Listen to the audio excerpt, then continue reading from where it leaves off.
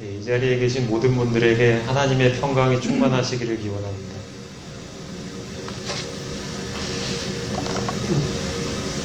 오늘은 요한복음 13장 33절 그리고 36절로 38절의 말씀을 함께 묵상하고 또 우리 삶에 어떻게 적용할지에 대해서 함께 이야기를 나눠보도록 하겠습니다.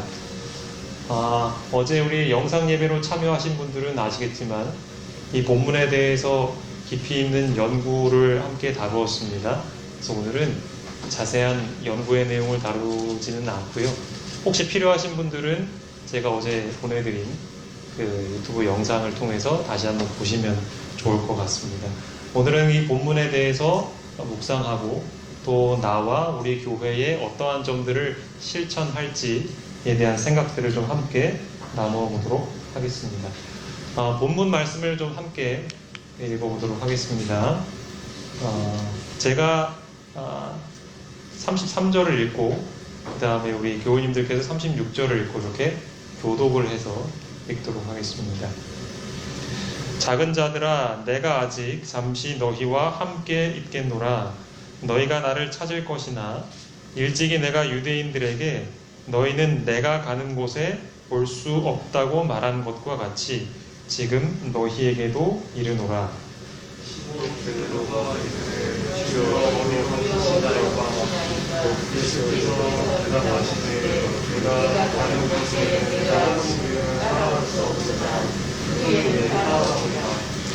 베드로가 이르되 주여, 내가 지금은 어찌하여 따라갈 수 없나이까? 주를 위하여 내 목숨을 버리겠나이다.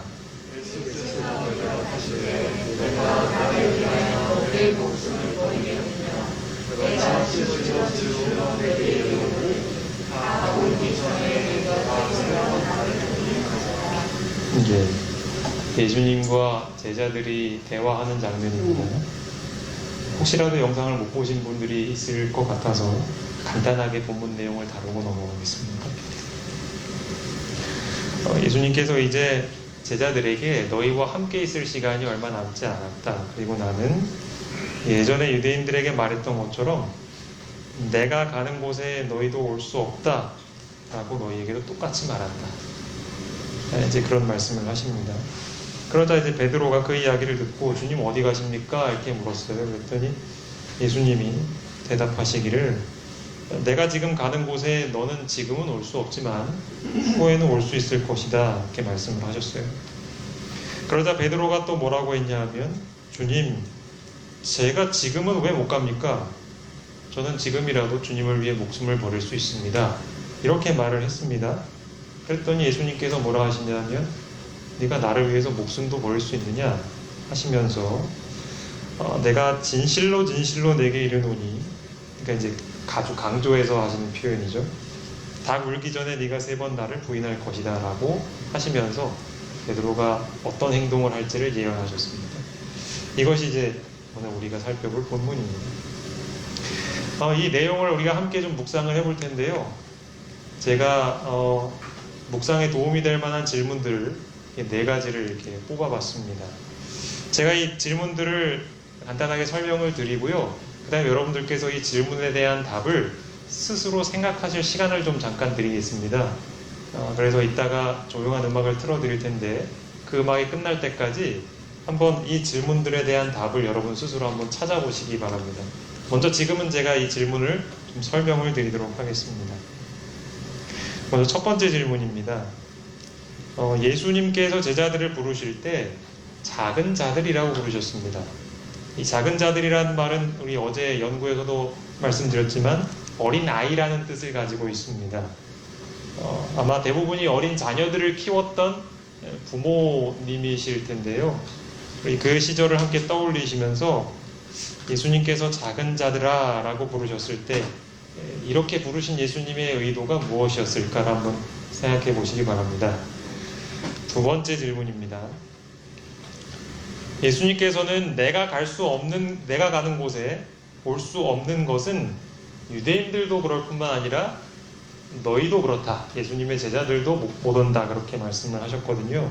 그러니까 유대인들과 제자들을 똑같은 취급을 하신 거예요. 이 말을 제자들이 딱 들었을 때 어떤 생각이 들었을까, 제자들은? 그것을 한번 여러분 생각해 보시기 바랍니다.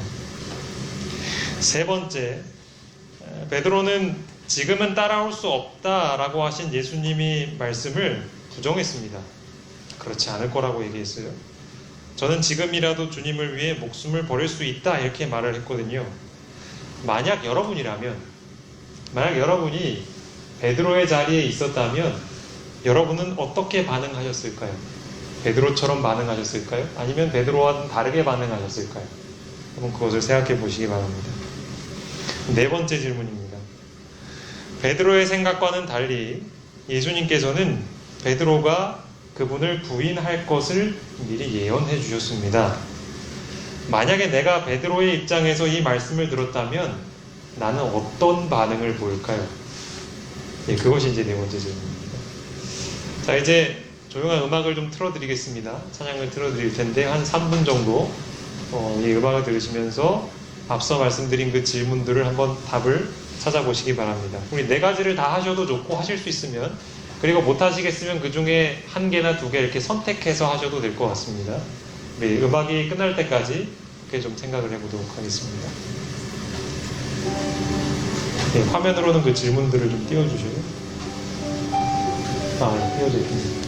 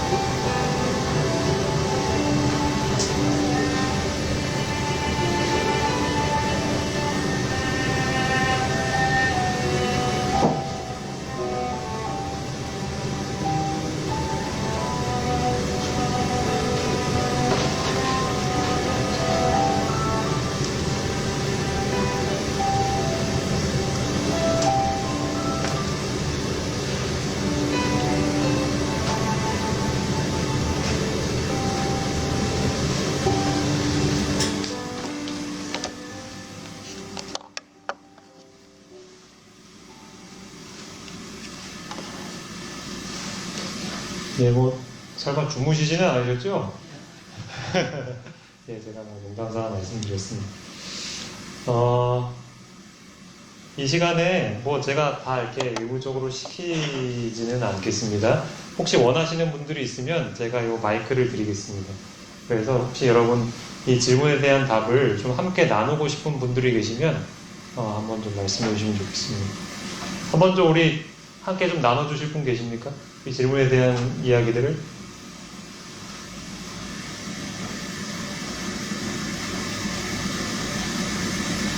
아무도 없으세요? 좋습니다. 여러분께서 생각하신 것만으로도 훨씬 이 내용을 잘 흡수하실 수 있을 거라고 생각합니다. 자, 그러면 제 말씀을 좀 이어가도록 하겠습니다. 먼저 1번에 대해서 좀 생각을 해보겠습니다. 예수님이 이제 작은 자들이라고 부르셨죠? 어린 아이, 어린 자녀라고 부르셨습니다. 제자들은 나이가 그렇게 어리지는 않았죠. 네, 어리진 않았어요. 그럼에도 예수님은 그 다 큰 어른들을 작은 자들아 이렇게 부르셨는데, 부모가 볼 때 자녀는 아무리 나이를 먹어도, 자녀가 아무리 장성해도 부족해 보이죠. 그렇죠? 그래서 잔소리가 끊이지 않는다고 합니다. 부모는 자녀를 볼 때 나의 지도와 돌봄이 필요한 존재로 그렇게 봐요. 예수께서는 제자들을 어린 자녀라고 부르셨습니다. 그러니까 이제 예수님께서는 제자들과 함께 할 수 있는 시간이 얼마 남지 않으셨던 거예요. 근데 예수님이 보셨을 때 제자들은 여전히 부족한 부분이 있었죠.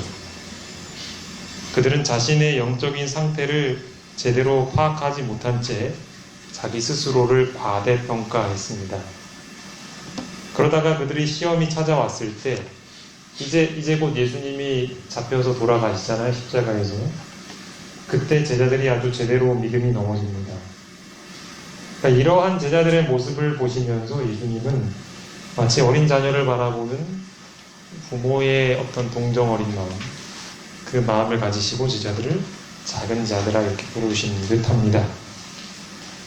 그렇다면 예수님께서 지금 이 자리에 계신 저와 그리고 여러 모든 교우님들을 보실 때 똑같지 않겠습니까? 우리 중에는 신앙 연수가 많이 차이가 있으십니다. 어떤 분들은 교회를 다니신 지 얼마 안 된 분들도 있는 것 같고 또 오랫동안 교회를 섬기신 분들도 계십니다. 그런데 중요한 것은 뭐냐 하면 내가 아무리 교회를 오래 다니고 하나님을 위해 많이 봉사했다 한들 예수님께서 우리를 보실 때 과연 그래 너는 지금이라도 나와 함께 하늘에 갈 수 있겠다라고 들을 만한 사람이 얼마나 있을까요? 이 질문을 생각해 보시기 바랍니다. 사실 우리 자신을 생각해 보면 지금 내 믿음의 상태가 어떤 상태인지도 파악하고 있지 못한 그런 어린아이와 같은 상태가 바로 우리의 모습입니다. 곧 닥쳐올 믿음의 시련에 넘어질 것이 뻔히 보이는 거예요. 예수님께서는 뻔히 보이는데 당사자들은 잘 몰라요, 이걸. 그러니까 예수님의 입장에서 볼 때 우리 모두는 어린 자녀인 것이죠. 어린 아이와 같은 거예요. 예수님은 우리에게 무엇을 바라시는가? 우리가 그분의 지도를 따라서 그 어려움을 이겨내고 성장하기를 바라고 계시는 것입니다. 아마도 이것이 우리를 작은 자들이라고 여기시는 주님의 마음이 아닐까 이렇게 생각을 해봅니다. 두 번째 질문에 대해서 좀 생각을 해보겠습니다. 앞서서 예수님은 유대인들에게 내가 가는 곳에 올 수 없을 거라고 이야기를 하셨어요. 그리고 심지어 어떤 얘기도 하셨냐면 너희는 나를 찾을 것이나 찾지 못하고 너희는 너희 죄 가운데서 그냥 죽을 거다 이렇게 얘기하셨어요. 예수님께서 내가 가는 곳에 올 수 없다라고 하셨던 그 이야기를 들었던 유대인들은 어떤 사람들이었냐면 어제도 제가 말씀을 드렸지만 예수님을 거절하고 또 그분을 잡으려고 파송된 사람들이었어요. 근데 여러분 제자들의 입장에서 한번 생각해 보세요.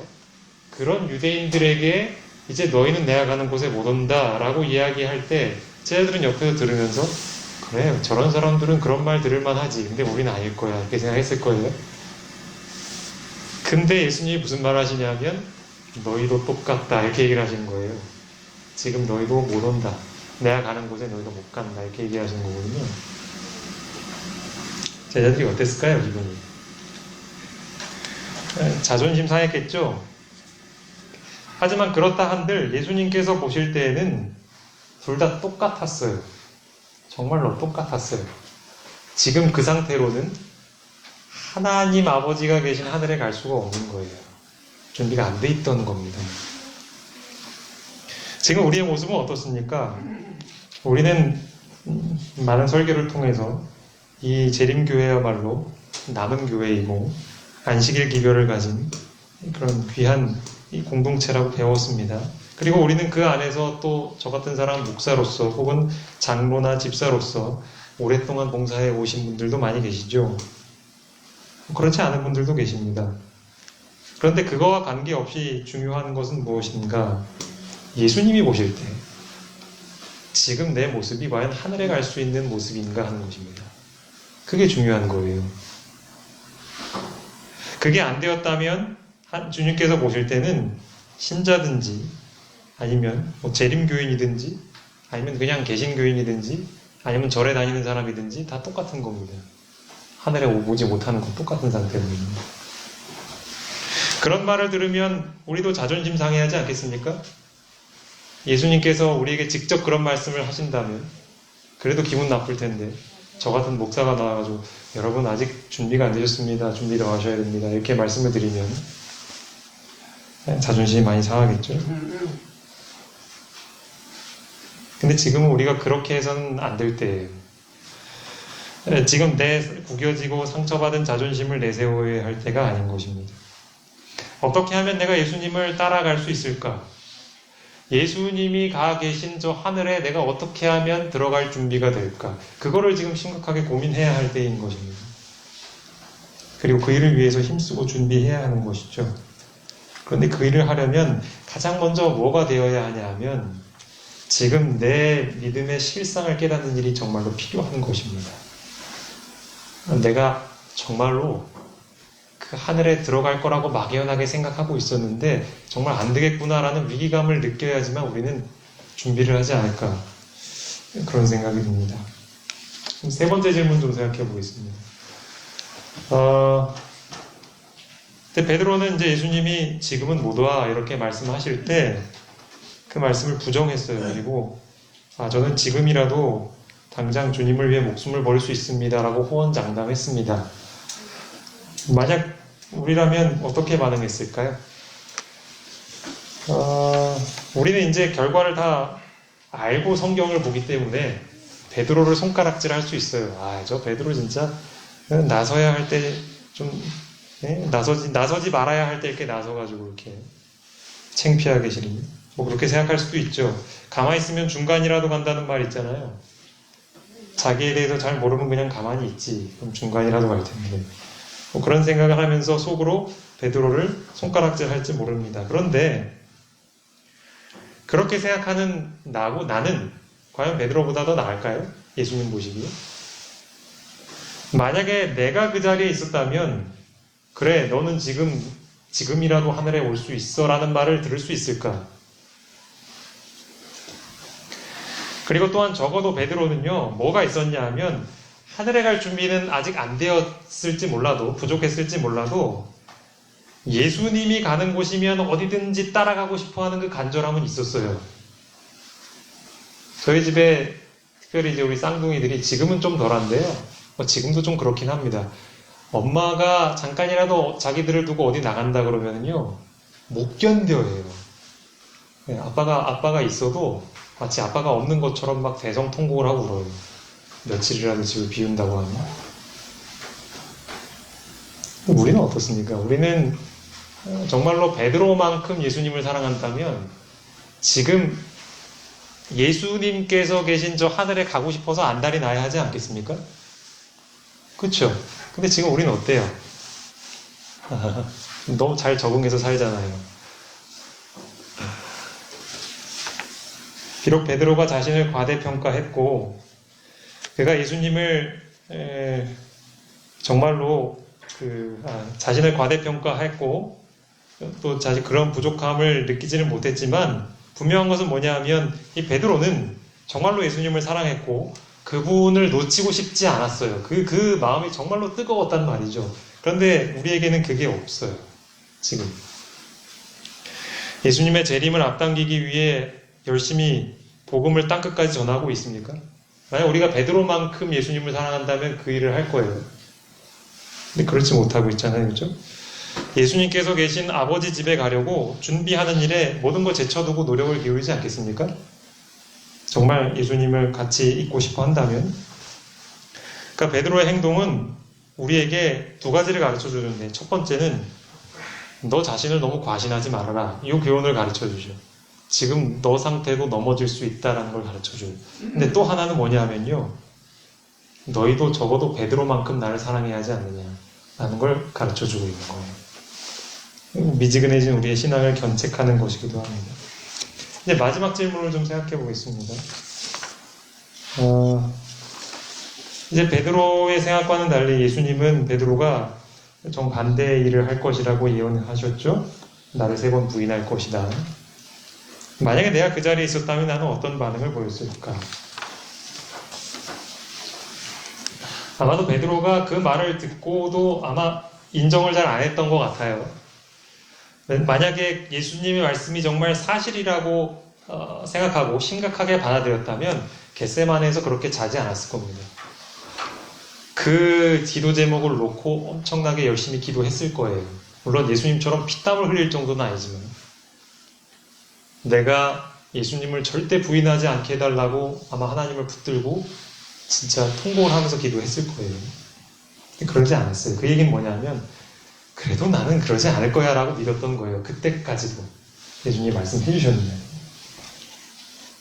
만약 우리가 그런 말을 들었다면 이제 곧 닥쳐올 시험에서 너는 보기 좋게 넘어질 것이다 라는 말을 나 혼자 했을 때가 아니라 동료 신자들이 있는 가운데서 하셨다면 예수님이 그럼 우리는 어떤 반응을 보일까요?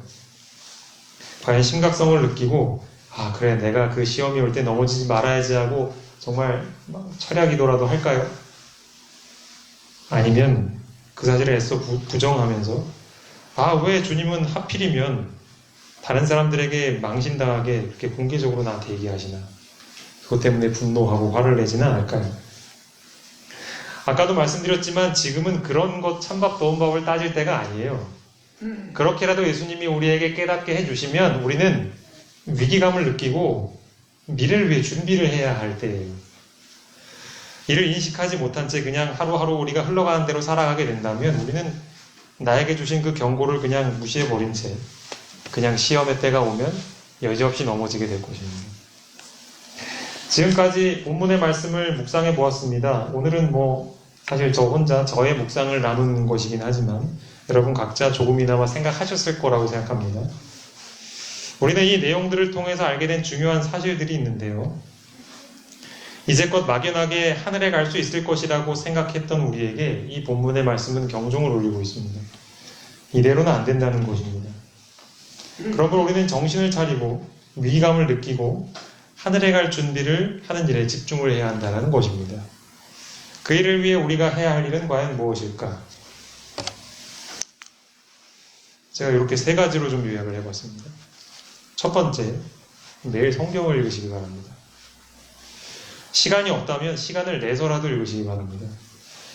특별히 성령의 지도를 받으셔서 내 자신이 얼마나 하늘 가기에 부족한 사람인지를 깨닫게 해달라고 성경 읽기 전에 기도하시기 바랍니다. 성경은 마치 거울과 같습니다. 그 거울을 통해서 내 자신을 비추어 볼 때에야, 즉 나의 믿음의 상태를 제대로 보게 될 때에야 우리는 하늘에 가기 위한 본격적인 준비를 시작할 수 있을 것입니다. 두 번째 우리가 해야 할 일은 이제 우리가 깨달아야 할 것이 2가지가 있는데 그 첫 번째는 좀 전에 말씀드렸어요. 내 부족을 깨닫는 일. 우리 성경을 읽으면서 나의 부족을 봐야 합니다. 그 다음에 또 2번째 봐야 할 건 뭐냐면 그렇다면 내가 하늘에 가려면 도대체 뭐부터 어떻게 준비해야 될지를 우리는 하나님께 배워야 해요.